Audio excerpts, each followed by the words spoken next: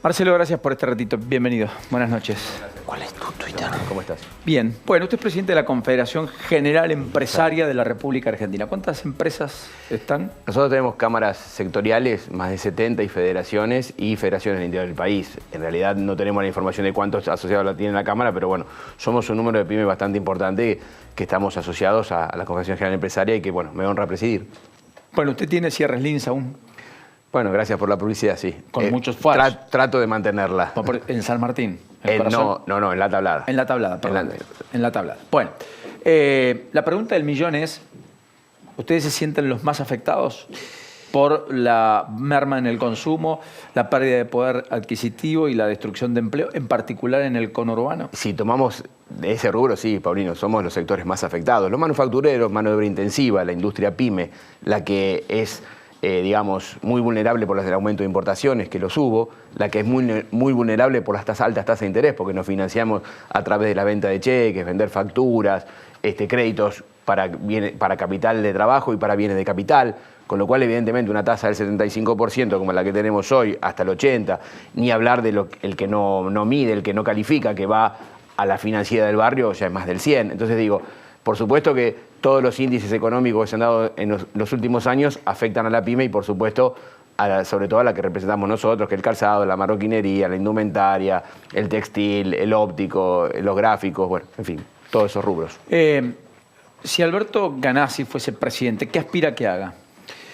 Tomar medidas urgentes, Paulino, porque nosotros... ¿Qué falta hoy en la economía? Y no, nosotros primero realmente trabajo, ¿no? O sea, el trabajo que viene del mercado interno. Para el mercado interno hay que tener un salario acorde, y es decir, que el salario no sea vulnerado en su poder adquisitivo por el alza de tarifas, las devaluaciones que hemos tenido y, como decimos, las altas tasas de interés, porque si nos cobran a nosotros 75%, imagínese, Paulino, lo que estamos hablando de la tarjeta de crédito, la financiación, cualquiera que esté acá. Más del 100%. Entonces, es imposible.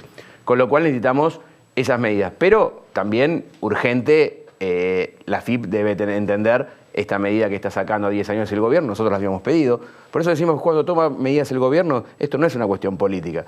Son aplaudidas y bienvenidas. Ahora, hubiera sido bueno no esperar el resultado del 11 de agosto, porque uno se pregunta si el resultado del 11 de agosto no hubiera sido que hoy vemos, tal vez no se hubiera tomado. Y nosotros estaríamos aquí en este programa, que les agradezco el espacio que nos dan para decir, la FIP nos está embargando y nos está realmente perjudicando. Entonces digo, me parece que las medidas fueron extemporáneas, necesarias, pero debe ser un plan muy profundo de generación de empleo, de reapertura de fábricas y de consumo para que podamos reactivar la economía muy pronto. ¿Qué cree quién cree que es el hombre para conducir la economía? Porque Nielsen no es lo mismo que Cecilia Todesca, tampoco es Mercedes Malcoder Pont, tampoco es Arnaldo Bocco, tampoco es Martín Redrado, qué sé yo. ¿Quién le gustaría? ¿Tiene nombre? Yo más que nada me gustaría hablar de lo que sería la producción, Paulino. Si bien la economía sabemos que es necesario, las pymes, nosotros estos vaivenes económicos de estos años, donde lo económico financiero y la dialéctica económico-financiera le ganó a lo productivo laboral. Hoy permanentemente estamos hablando de los mercados, que uno quisiera saber cuál es la dirección de los mercados, ¿no? Porque siempre hablamos de los mercados y para las pymes pasa muy lejos. Digo, a mí me gustaría saber, digamos, qué podemos hacer en producción, en industria, vaya a saber cómo se llama el ministerio. La verdad que tenemos mucha gente nosotros preparada, nosotros hace rato que venimos participando y creemos que no debemos estar ajenos, Paulino. La verdad que el empresario nacional, y aprovecho el espacio que me da para poder decirlo, debemos estar más comprometidos con la política, porque es el lugar donde se toman las decisiones. Fíjense lo que hace el movimiento obrero, los sectores financieros, el sector del campo lo ha hecho en su momento. Me parece que el sector pyme ya debe ponerse los pantalones largos y realmente intervenir en la mesa de discusiones, y tenemos gente preparada que puede acompañar seguramente a quienes se han preparado, se han estudiado y conocen mucho más los números finos y los números gruesos de la economía, pero creo que nosotros, la pequeña y mediana empresa, debemos tener una gran participación en los destinos de nuestra producción, y para eso vamos a tratar de luchar. Por supuesto que bienvenido este cambio, pero nos gustaría acompañarlo y saber que las mejores ideas también pueden salir de nosotros. La pregunta del millón es, bueno, ¿qué le falta a usted para crear empleo y para ser productivo? Saque tasa de interés, saque devaluaciones con las cuales recurrentemente los gobiernos licúan salarios. Néstor recibió el gobierno con $1 de 3, lo dejó con $1 de 16, Macri lo toma con 16, lo dejará con $1 más o menos 60. La Argentina le sacó 13 ceros a la moneda, cambió 5 veces el signo monetario en 70 años. Ningún presidente del Banco Central terminó su mandato, salvo el primero, Enrique Bosch, en la década del 30, del siglo pasado. O sea, la verdad Sí. está, digamos, bueno, Clarito. no necesito decirle mucho más. La pregunta es, más allá de eso, que es lo que ha venido triunfando sistemáticamente, ¿no? Que a propósito, fui a ver La Odisea de los Giles, está buena la peli, vaya. ¿Qué es lo que podría cambiar un gobierno, además de tratar de abordar este problemón que requiere de mucha confianza, de mucha integralidad en la política económica y demás? Paulino, cerrar una fábrica es una pavada. Yo voy mañana al INSA y digo, no fabrico más. Pongo la llave y me banco lo que venga. Reabrirla cuesta muchísimo. Claro. Política de Estado. O sea, nosotros no podemos pasar de un país de ser importadores a cerrar los mercados.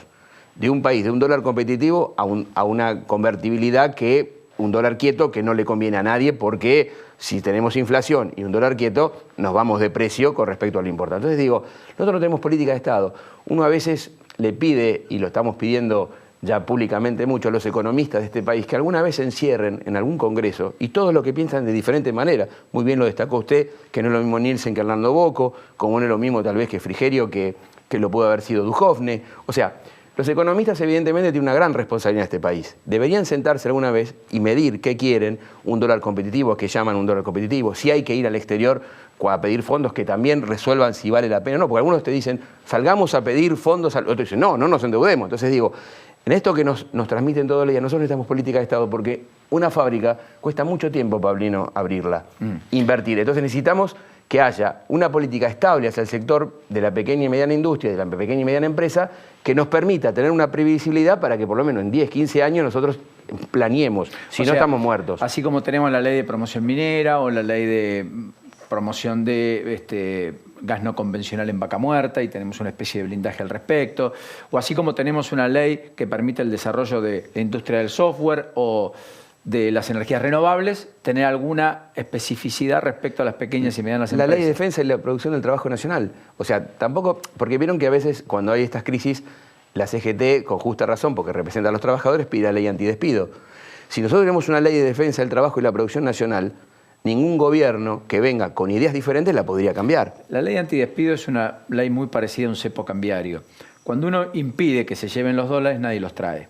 Cuando uno impide que haya despidos, mañana nadie contrata, porque no lo puede echar. Esto es invitarte a tu cumpleaños y decirte, pero vos de mi cumpleaños no te vas. En general vas a terminar festejándolo solo. La verdad, hay que decir las cosas. Yo sé que políticamente es ingrato, no suena divertido, suena antipopular, pero así no hemos resuelto los problemas ni los vamos a resolver. Se pide en momentos de crisis la ley antidespido. Por eso lo destacaba, que cuando hay crisis se pide muchas cuestiones que en una ley que nos dé previsibilidad y que se cumpla y que los gobiernos vengan a cumplir la ley de defensa de la producción y el trabajo nacional, justamente habla de lo que es no poder tomar acciones ni contra el trabajador ni contra la industria, Paulino, porque nosotros creemos que en estos 3 años y medio, lamentablemente, muchas de las medidas que se han tomado eran vinculadas a que la industria baje. A ver, ¿qué sentido tenía que me aumente la luz si yo no la podía pagar? Me estaban diciendo, pagame más la luz o no fabriques más. Si me aumentan las tasas de interés, me están diciendo, no tomes crédito porque está alto o no lo tomes porque no lo vas a poder pagar, entonces desaparece el mercado. Entonces digo, nosotros necesitamos realmente un horizonte claro, porque si no es muy difícil generar empleo. Y ¿sabe qué, Paulino? En el conurbano bonaerense, donde vive la mayor cantidad demográfica de la población, necesitamos industria para dar trabajo. ¿Por qué? Y que sea competitiva y que cuide los precios y que realmente no vulnere, si tiene monopolio, no vulnere el poder adquisitivo. Pero si no generamos industria, por ejemplo, La Matanza, donde está mi fábrica, yo no veo ahí que podamos vender productos primarios o dedicarnos a la alta tecnología y la gente en la que vive en La Matanza estar vendiendo productos, digamos, de alta tecnología. Necesita industria.